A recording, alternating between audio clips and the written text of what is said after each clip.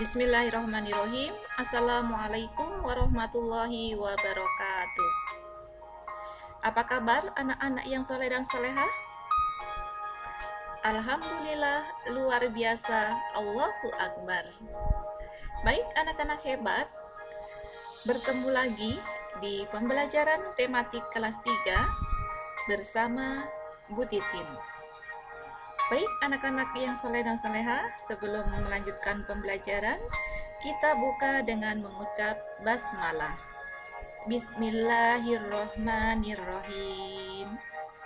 Alhamdulillah, semoga Allah Subhanahu wa Ta'ala senantiasa melimpahkan segala berkah dan rahmatnya untuk kita semua.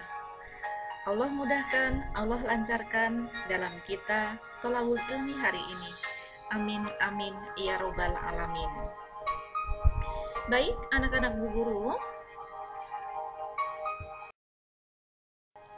hari ini kita masuk di tema 3, benda di sekitarku, subtema 1, aneka benda di sekitarku, pembelajaran 3. Nah, tujuan pembelajaran kita hari ini yaitu setelah proses pembelajaran, maka siswa diharap dapat mengetahui tahapan pembuatan kertas. Siswa dapat mengidentifikasi benda-benda dari kertas. Siswa dapat menentukan alat ukur yang tepat untuk mengukur panjang suatu benda. Siswa dapat mengukur panjang suatu benda. Nah, anak-anak hebat, agar tujuan pembelajaran ini dapat tercapai, maka seperti biasa kita harus belajar dengan semangat. Hebat, 2 jempol untuk semangatnya. Baik, ayo membaca. Kertas di sekitar kita. Banyak benda yang terbuat dari kertas, seperti buku tulis yang biasa digunakan. Ada kardus, tisu, koran, dan majalah. Kayu adalah bahan dasar untuk membuat kertas. Pembuatan kertas dilakukan secara bertahap di pabrik. Kayu-kayu besar dipotong hingga korek api. Setelah itu, kayu dipanaskan hingga menjadi bahan lunak seperti bubur. Bubur inilah yang disebut bubur kertas atau pul. Proses selanjutnya, pul diberi pewarna dan disaring hingga kandungan airnya habis.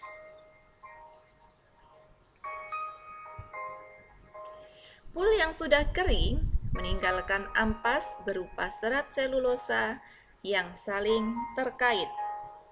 Serat selulosa ini digiling hingga pipih menjadi lembaran kertas. Sebuah mesin penggulung mengumpulkan kertas yang terbentuk menjadi gulungan kertas raksasa.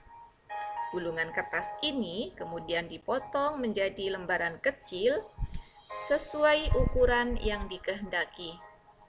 Nah, itulah tahap dalam membuat kertas. Nah, anak-anak hebat, apakah kalian bisa menuliskan secara singkat bagaimana tahap membuat kertas? Wah, hebat. Kalian memang luar biasa. Baik, selanjutnya sifat-sifat kertas. Nah, bagaimana ya sifat kertas? Seperti yang kita tahu, ya, kertas itu memiliki sifat dapat menyerap air. Kertas dapat menyerap tinta, pulpen dengan baik. Dengan demikian, tulisan di kertas dapat dibaca dengan baik. Cobalah kalian menulis di atas kaca. Apakah kaca dapat menyerap tinta pulpen dengan baik? Iya, benar. Tidak bisa ya. Oke, apakah hasil tulisan kalian di atas kaca sama seperti hasil tulisan kalian di atas kertas? Ya, berbeda tentunya, ya. Karena kalau kita menulis di atas kertas, tinta cepat menyerap, maka tulisan kita terlihat rapi, ya. Terlihat cantik, mudah untuk dibaca.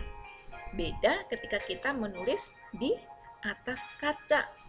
Nah, karena sifat kaca yang tidak menyerap air atau tidak menyerap tinta, ya, sehingga tulisannya kurang jelas untuk dibaca, ya, kecuali dengan menggunakan tinta khusus. Nah, baru tulisan di atas kaca bisa terlihat dengan jelas.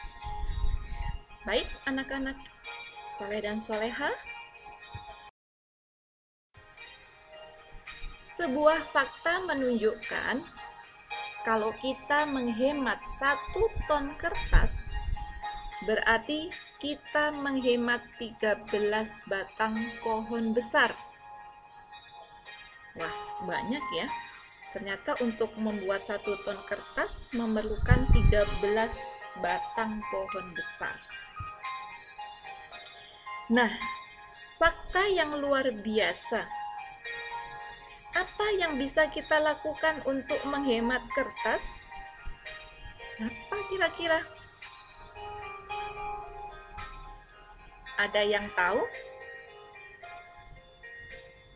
Baik.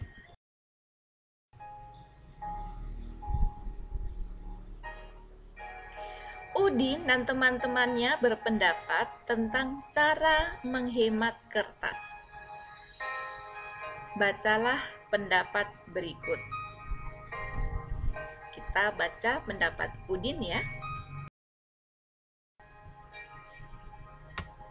Pendapat Udin, setiap tahun ajaran baru, aku meminta ibu membeli buku tulis baru.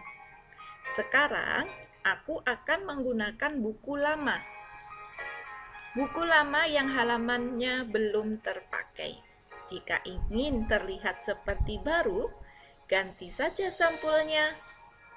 Nah, itu tadi pendapat Udin. Sekarang, kita dengarkan pendapat Siti. Aku akan memanfaatkan kertas yang masih dapat digunakan. Misalnya, menggunakan kertas di 2 sisinya. Dengan demikian, tidak menghabiskan kertas banyak. Nah, itu tadi pendapat Siti. Lalu Udin berpendapat lagi, ya, saya sendiri tidak dapat menghemat kertas sebanyak 1 ton. Akan tetapi, bila setiap orang melakukan penghematan, pasti bertonton kertas dapat dihemat. Asik bukan? Nah, itu tadi pendapat Udin dan Siti. Bagaimana dengan pendapat kalian tentang cara menghemat kertas? Wah, hebat! Ternyata kalian mempunyai pendapat yang sama baiknya dengan pendapat Udin dan pendapat Siti.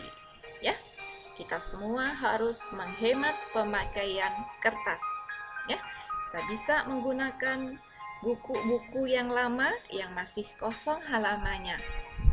Kita pakai, kita sampul dengan sampul yang baru, maka akan terlihat seperti baru.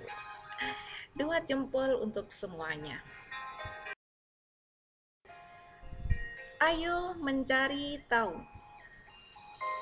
Setelah membaca teks kertas di sekitar kita, kalian bisa menemukan kata-kata baru. Cobalah cari arti kata-kata yang belum kamu mengerti. Contohnya, ya, selulosa. Artinya polisakarida yang dihasilkan oleh sitoplasma sel tanaman yang membentuk dinding sel. Lalu ada kata ampas yang artinya sisa barang yang telah diambil sarinya atau patinya. Lalu ada kata pul atau bubur kertas, adalah campuran bahan selulosa seperti kayu, kertas, kain bekas yang dilumatkan dan dimasukkan ke dalam air untuk membuat kertas. Lalu ada kata menyerap, artinya masuk ke dalam melalui liang renik, terutama untuk barang cair, atau meresap atau merembes.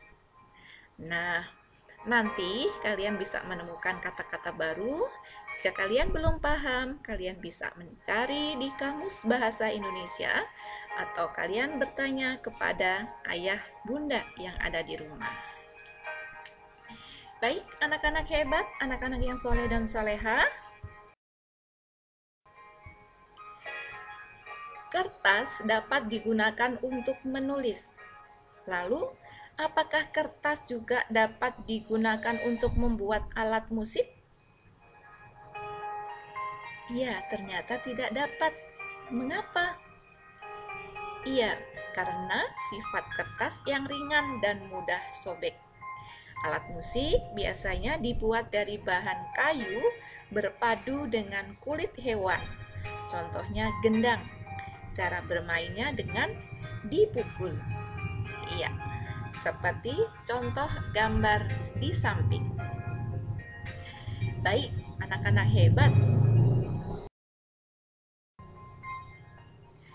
Nah, kamu bisa berlatih musik ritmis ya dengan alat yang ada di rumah kalian bersama anggota keluarga yang lain. Kalian bisa menggunakan galon air mineral, ember, botol minuman, sendok, dan lain-lain. Ya, kalian bisa mempraktekkan dengan anggota keluarga yang ada di rumah. Bisa kira-kira? Ya, pasti bisa. Bu Guru suka dengan jawaban kalian. Terdengar dengan Bu Guru jelas sekali. Bisa, Bu. Wah, semangat. Baik, anak-anak yang soleh dan soleha, kita lanjutkan sekarang. Iya, ada pohon pinus, ada pohon akasia, ada pohon jati. Ya. Bahan dasar kertas adalah kayu. Nah, kayu berasal dari pohon. Perhatikan pohon-pohon yang digunakan untuk membuat kertas. Ya, seperti gambar yang di atas ya. Menurut kalian, pohon manakah yang paling tinggi? Ya, untuk mengukur tinggi pohon, alat ukur apa yang dapat digunakan? Wah, Bu Guru dengar jawaban kalian. Baik. Bagaimanakah tinggi badan kalian? Samakah tinggi badan kalian dengan teman yang lain? Lalu, apakah semua tinggi atau panjang benda dapat diukur dengan alat ukur yang sama? Ya, tidak tentunya, ya. Alat ukur panjang benda bermacam-macam. Alat ukur tersebut dapat digunakan sesuai dengan kebutuhan, ya. Alat ukurnya disesuaikan dengan benda yang diukur, ya. Baik, anak-anak hebat.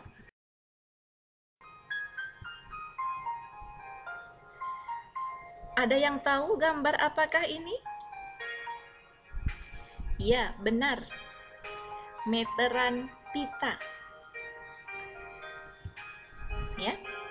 Satuan yang dipakai pada meteran pita adalah milimeter atau sentimeter. Meteran pita ini biasa dipakai oleh penjahit. Ya. Lalu berikutnya, gambar apakah ini?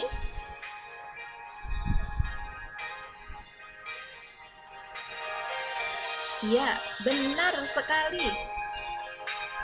Ini adalah gambar meteran saku. Iya, betul sekali. Meteran saku, satuan yang dipakai pada meteran ini yaitu meter, sentimeter, milimeter, dan inci. Meteran saku biasa dipakai oleh tukang bangunan. Nah, berikut gambar apa ini? Ada yang tahu? Ya, benar, jangka sorong namanya. Ya. Satuan yang dipakai pada jangka sorong adalah sentimeter dan milimeter. Jangka sorong biasa digunakan untuk mengukur ketebalan dan kedalaman suatu benda. Ya. Lalu berikutnya, ada yang tahu? Iya, benar sekali, mikrometer sekrup. Nah, satuan yang dipakai pada mikrometer sekrup adalah milimeter. Meteran ini digunakan untuk mengukur ketebalan dan diameter benda yang memiliki ukuran kecil dan tipis. Nah, kalau kalian mau mengukur benda-benda yang sangat kecil, yang tipis, maka kalian bisa menggunakan mikrometer sekrup. Nah, jadi jika kalian ingin mengukur suatu benda, harus disesuaikan dengan benda dan alat ukurnya, sehingga mendapatkan ukuran yang tepat. Ya, cara mengukur menggunakan penggaris. Ya, pada pertemuan sebelumnya kalian sudah belajar mengukur dengan menggunakan penggaris. Nah, sedikit mengulang bagaimana cara mengukur menggunakan penggaris. Nah, seperti ini ya. Ada penggaris diawali dari angka 0. Nah, seperti ini. Seperti pada gambar ya. Ujung benda dipastikan di angka 0 cm. Ya, ini yang ada anak panah merah ya. Jadi ujung bendanya dipaskan dengan angka 0 cm pada penggaris, atau bisa juga di angka mana saja, namun lebih mudah apabila di angka 0 cm. Yang kedua, perhatikan ujung benda yang lain berada di angka berapa. Pastikan melihat skalanya dari sudut pandang atas agar lebih akurat. Nah, seperti pada gambar di sini ya, panjang dari pensil. Nah, dari angka 0. Nah, kita lihat paling terakhir yaitu di angka 6,5 cm. Nah, penggaris ini digunakan untuk mengukur benda-benda yang berbidang datar dengan dimensi standar. Ya. Seperti untuk mengukur buku tulis, untuk mengukur panjang pensil, untuk mengukur panjang kotak pensil, ya, bisa menggunakan penggaris. Ya. Baik, anak-anak hebat. Untuk materi kita hari ini sudah selesai. Kesimpulan dari hasil belajar kita hari ini yaitu: yang pertama, kertas terbuat dari olahan kayu pohon. Banyak benda-benda yang terbuat dari kertas. Kita harus menghemat pemakaian kertas untuk mengurangi jumlah pohon yang harus ditebang, untuk membuat kertas, dan untuk menjaga kelestarian lingkungan. Untuk mengukur panjang atau tinggi suatu benda digunakan alat ukur yang tidak sama, ya, disesuaikan dengan jenis bendanya. Banyak alat musik yang menggunakan bahan dasar kayu dipadukan dengan kulit hewan. Nah, itu tadi kesimpulan dari pembelajaran kita hari ini. Semoga kalian semua bisa memahaminya. Baik, anak-anak yang soleh dan soleha, tetap semangat belajarnya meskipun dari rumah. Ucapkan terima kasih kepada ayah bunda atau siapapun yang telah mendampingi kalian belajar di rumah hari ini. Salam sehat, salam semangat. Wassalamualaikum warahmatullahi wabarakatuh.